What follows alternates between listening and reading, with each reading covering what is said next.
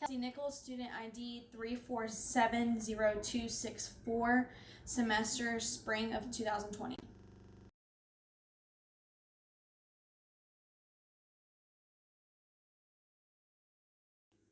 So we're going to be doing a cephalic venipuncture in a dog in a sternal position.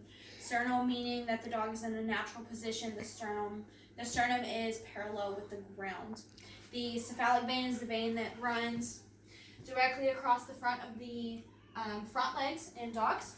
And so we're going to find a corner for a dog, since it's a large dog, to prevent them from backing up while we're trying to do the venipuncture. To do that, we just gently guide them back into the corner.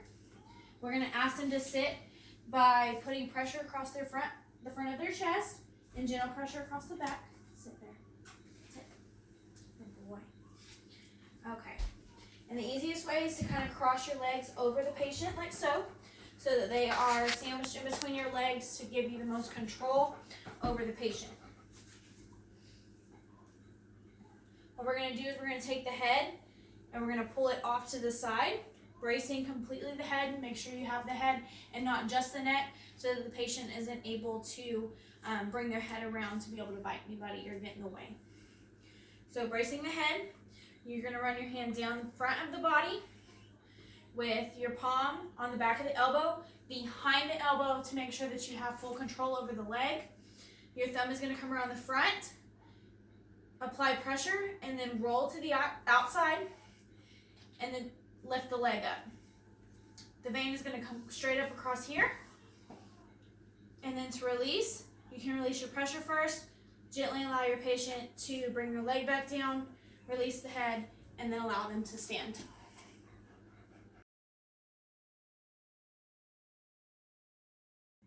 We're going to be demonstrating how to do a saphenous venipuncture in a dog that is in lateral recumbency. Lateral meaning that the patient is laying on its side. Lateral is away from the median plane, so the patient's side is furthest from that. The saphenous vein is the vein that runs directly along the outside of the rear leg in dogs. So to do this, the patient is going to be directly in front of you so that you have the ability to come over the body with your arms. You're going to grab onto the front leg and the back leg on the opposite side of the body. Good, you're cute. And then you're going to gently allow the patient to slide down your legs while pulling those back legs out.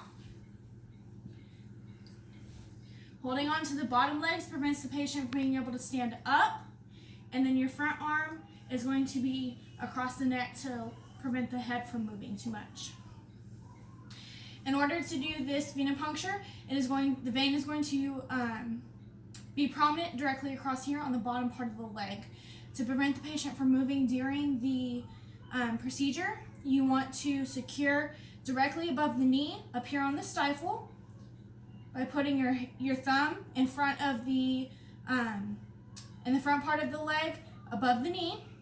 The rest of your hand is going to come around to the back side to stabilize it. Apply pressure so that vein pops up down towards the bottom. The venipuncture can be achieved, and then to release, you're going to release your pressure first, and then you can allow your patient to stand or not.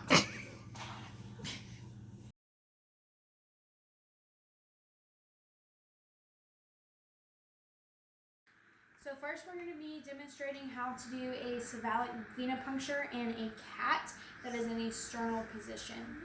The sternal position is a natural position where the sternum is parallel with the floor on the bottom side of the animal. And the cephalic vein is the vein that runs across the front of the front legs. We're going to be occluding the vein by applying pressure to it. We occlude the vein to do things such as blood draws and IV catheter placements. So the first thing that we're going to do, is get the patient to sit.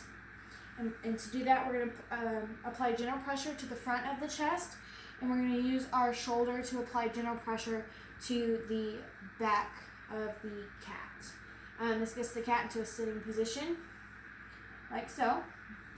We would then have the cat lay down by pulling the front legs forward and again applying gentle pressure to the top of the cat. So to be able to do the cephalic venipuncture, what we're going to do is we're going to do a gentle scruff across the back of the neck, right here, just like this. And to do that, you put your thumb on one side, your pinky on the other, and allow your hand to spread out evenly across the rest. And then just do a gentle pull together. The other way of doing this without having to scruff is just kind of pulling the head to the side. We're going to go ahead and scruff in this case. We're going to do a gentle scruff and we're going to pull the head to the side like this. The other hand is going to be back here behind the elbow. Behind the elbow where, so that the patient's not allowed to pull the leg back. Make sure you're not too far down so that if you are, the patient will be able to pull their leg back when you're trying to stick. So what we're going to do is we're going to take our thumb, we're going to wrap it to the front of the patient while using our arm to brace the patient's body against ours to prevent them from moving. The front, the thumb is going to come across, apply pressure, and then roll to the outside. What that's going to do is it's going to occlude the vein, but it's also going to pull it up to where the technician that's drawing blood is able to access it easily.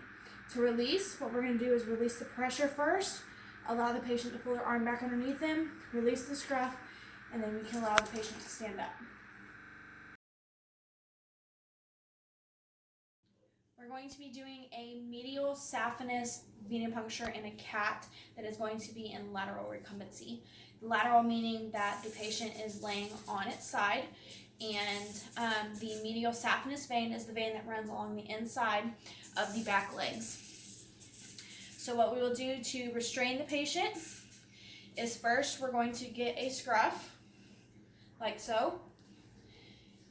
We're going to gently lift up on the front legs, and we're going to lay down to the side. We're going to use our arm to support the back.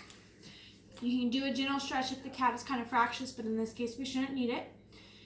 We're going to grab the top leg, and we're going to grab the tail. We're going to lift those up out of the way. Sometimes on your fatter cats, you got to move the fat pouch.